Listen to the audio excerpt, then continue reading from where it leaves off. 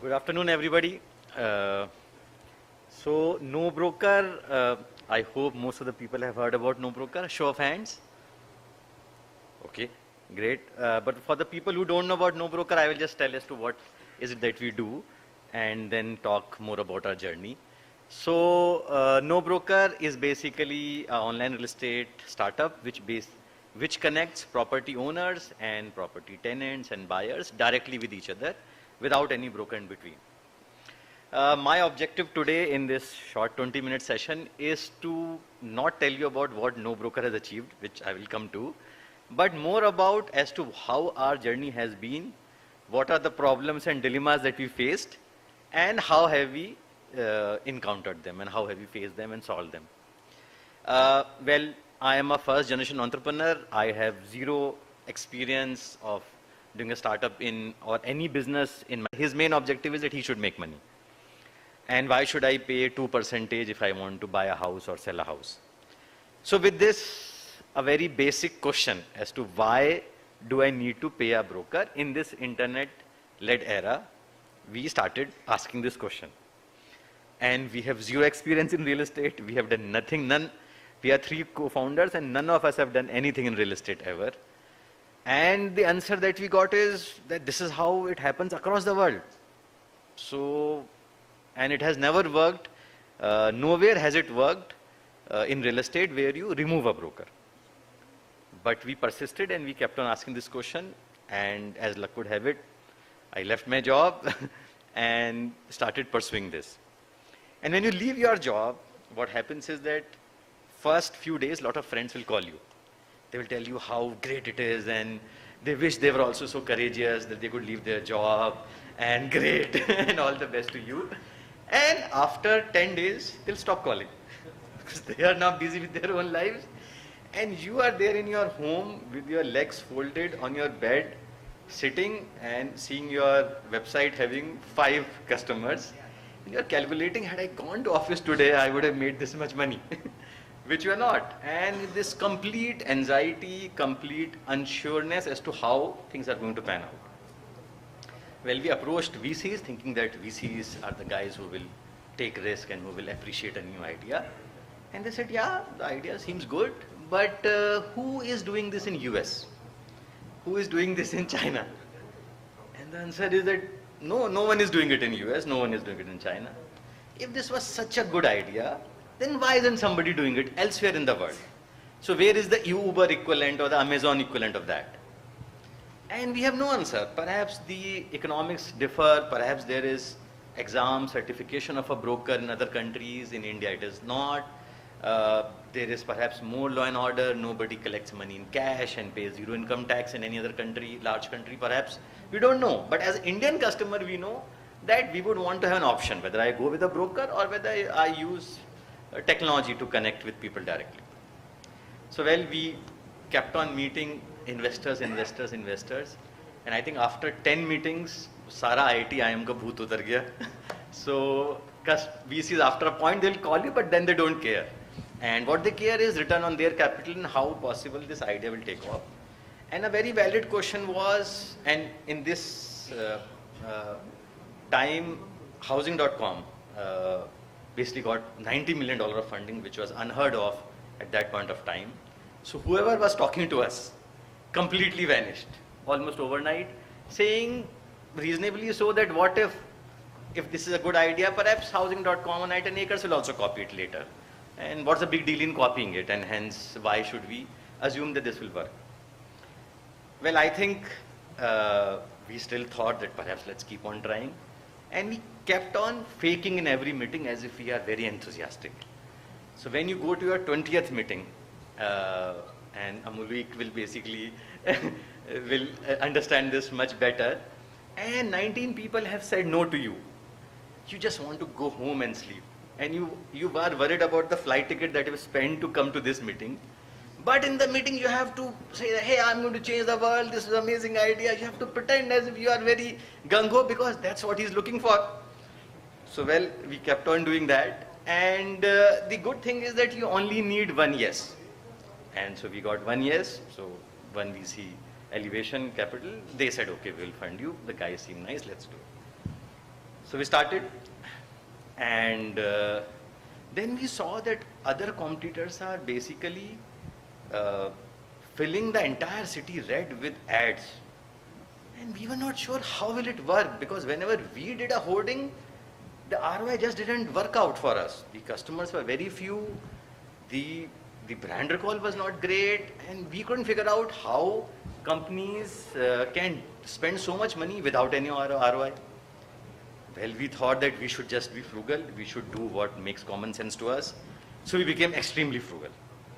And despite having 18 crore in the bank, I remember that whenever we three of us used to travel, we'll always, three of us adults, mid-30s, will put one extra bed in a room, but we'll never take 2 rooms. Forget about 3 rooms. So we are so cautious as to God knows when we'll get money again.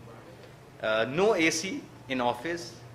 In summer, which is in Bangalore not much, we will just put a water cooler, that also for rental. And somehow basically we managed. Then, because of reasons that are known to you, housing.com imploded. We thought, okay, now we will, people will recognize us as to what change we are bringing in. But no, if VCs burn their fingers with an investment, then they become even more afraid. So then everybody in India told us that in no IC meeting will real estate ever pass. There is some problem in this sector. हमें नहीं पता क्या problem है, पर हमें नहीं छूना है इसको. So we will not just touch this sector. So this sector is basically crossed. So for next 5 years, we basically traveled to Singapore, South Korea, Japan, and basically got 500,000, 1 million from wherever we could, however we could, from some HNI, from some new investors who is looking to basically diversify from China. And we remained extremely frugal. We kept on growing slowly. And the problem in this C2C business, see, if you have a broker-led network, then the good thing is that brokers will quickly populate your website with right listings or wrong property listing, but they will populate the website. You do some digital marketing and you get young tenants. And basically the work starts happening. But when both owner needs to be brought and tenants and buyers needs to be brought, then it is extremely, excruciatingly, painfully slow. Because it takes time for customers to trust you, it takes time for customers to change their habit, especially because our platform is used once in a year. So no matter how good an ad I show to you, there's a chance that you will, 1/12 of a chance that you will need us, right? Because you will perhaps change once in 12 months or 24 months. So the numbers kept on growing little by little. We decided to not expand lots of cities, and we couldn't figure out why we should expand to 50 cities. Because a customer, if he doesn't get his 2 BHK for rupees X thousand in Koramangala, he doesn't care a damn whether we are in Meerut or not. What he cares about, whether I will get a house in this locality at this price or not. So the common sense basically said that there is no point in expanding. So VCs pressurized us, cajoled us, saying that open more cities. And we're like, no, it doesn't make sense, because we need to be good in a city where we are in first. So use the basic commonsensical principles of being frugal, of expanding slow, which at that point of time seemed little stupid from the outside point of view. But we kept on going, and thankfully we kept on listening to what customers are saying, and the numbers kept on growing. So finally, slowly in 2019, then people started recognizing us, more VCs put money into us, while the PPT slides remain same, exactly same. What I talked 9 years later, I spoke 9 years earlier also. But over the years, what basically has worked for us is that we realized that India, why we say India is a land of opportunities, because everything is broken in India. If you want packers and movers, you will basically get only 2 or 3.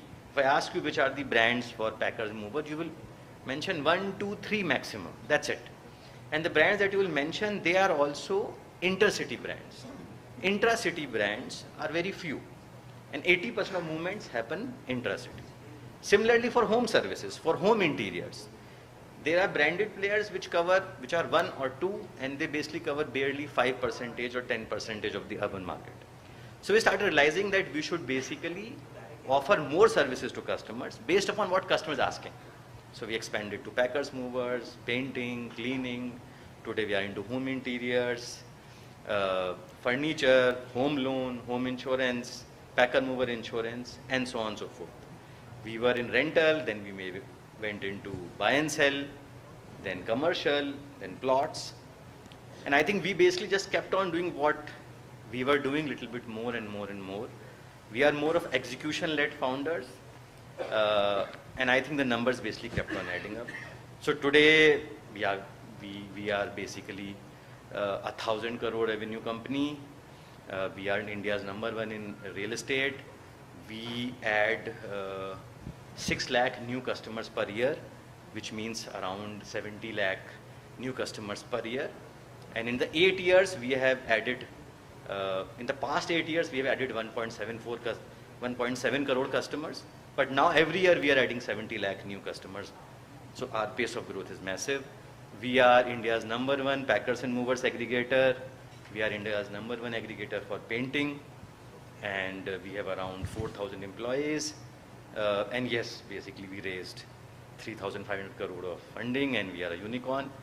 But in all this journey, I think the key lessons that we have learned is common sense works best. Do not copy your competitors, no matter how tempting it seems. It is best to fail in the way in which you want to fail. Even if you fail by not copying competitors, fine. At least you have failed in a way in which you are comfortable with. And respect money. No matter how much money you have in the bank, respect each penny, because that's how you basically build better company. When I started, I think it was difficult to convince people to join startups. Today, after this Shark Tank era, everybody is too enthusiastic and the salaries have gone up, so it's basically swung on the second side. But what has happened really amazingly well is the change in customer behavior.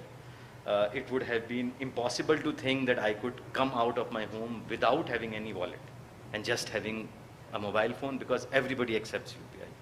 So the past 8-9 years have been amazing from the customer change behavior, and hopefully in the years to come, customers will basically keep on asking for more, which will make startups deliver more and more, making the ecosystem better and better. Any questions?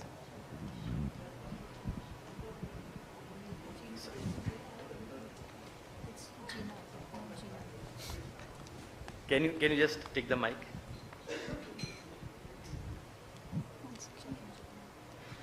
When did this switch happen actually? See, initially it was a frustrating journey, and I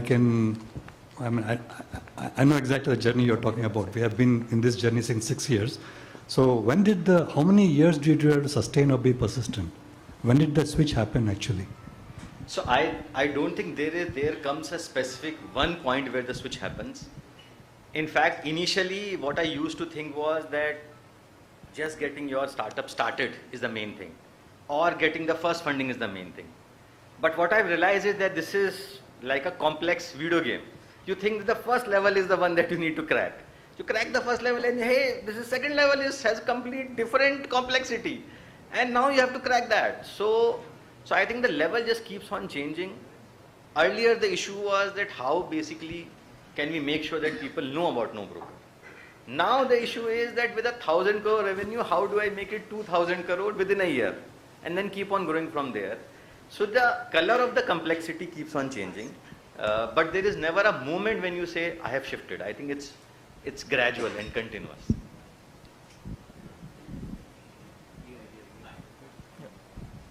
Hello. Hi. My name is Abhijit, and I'm a founder of Referban Labs Private Limited, based out of Hubli, a Tier 2 city in Karnataka. We are into 3D printers and materials. And I just had a query because my brother-in-law also was into property management, and wanted to know, because there's a gap in this field wherein there are a lot of owners who have commercial properties. And I just wanted to know whether you are also looking at managing these properties, or a software which actually manages the properties the owners hold. No, this is a very good question. And commercial property is something which many of us do not give much attention to. but instead of just buying a residential property, buying a commercial property is extremely rewarding in terms of 10% rental yield plus capital appreciation. So what we have done is we offer property management for people who are not in the same city or who are, say, NRIs. So we manage the property on their behalf, and we have around 3,000 properties that we manage fully. Commercial is not something that anybody has asked us to manage, but I note down your suggestion. If more people come to us, we will be happy to offer. Thank you. Hi, Amit. I'm sure you're expecting a question from us. We're the real estate brokerage firm JLL. My name is Pranay. Honestly, candidly, I've also been a user of NoBroker, so a fabulous product that you've built. But just a little bit of a concept different, though we're not NoBroker, but as JLL, we're a success-oriented firm, right? As a brokerage firm, we always depend upon success, and that's when we get paid. It's not that we charge upfront and we get paid for it. Whereas in NoBroker, you pay upfront, but you don't have it on success. Having used the platform, there have been successes. I've used your Packers and Movers fabulous product. I failed completely in getting an apartment on my own. Problem was, it was not success driven, and your customer representative did not really help. As NoBroker, a lot of people come to your platform now because as Indians, we know money is important. You do have the opportunity, or you have a larger customer acquisition, your customer acquisition cost is much lower. Do you intend to anytime move into a success-oriented platform rather than charging upfront? Because there's a crazy amount of market, as we all know, and we're all looking for that success conversion. So do you have anything on that? Sure. So, good that you had a good experience with PNM, and apologize that you couldn't find a apartment through us. So what has happened is that finding an apartment is a micro locality marriage. We need to find a property which you want for the rent that you want in the month that you want, specifically, before anybody else beats you to it. And the only way out of it is to basically keep on doing this more and more and more, so that a high amount of volume basically gets created on both the sides, which we have been able to basically do. And as years pass by, I hope that next time when you come, then you will be able to find an apartment. Why we started charging upfront was because, unlike, say, JLL, you can ask customer to pay. Customer will not run away. But in our case, how do we charge customer? Hold on. Sure. I'm saying, because you mentioned success fees, I'm saying for us, for an internet platform, the problem is that we are not delivering a good like a e-commerce where we'll charge you at the door. So for us, it is important that we charge upfront, but a much smaller amount than a broker, and make sure that we try towards basically higher percentage success. Because a broker will make sure that he recovers money from you, but many customers just vanish, they don't pay. But what we have done is, because we realize that postpaid is something which customers are more comfortable with. So now we are experimenting with postpaid, in which we will never charge money as a percentage of account, because we always want to charge a flat fee, so that for customer it's much cheaper than a broker. In the longer term, and even today, I think the challenge is, or the bid is, that if you want to sell your house, or if you want to rent a house, you come to NoBroker and you go to a broker. Whoever does it fastest and cheapest wins. So that's our goal, and that's what basically we are gunning for. Hi, Amit. Here, all right. So what are your scaling up challenges as a technology platform?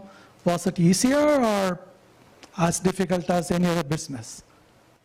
So scaling up technology always is a tough thing, which my co-founder basically, Akhil, has done very amazingly well.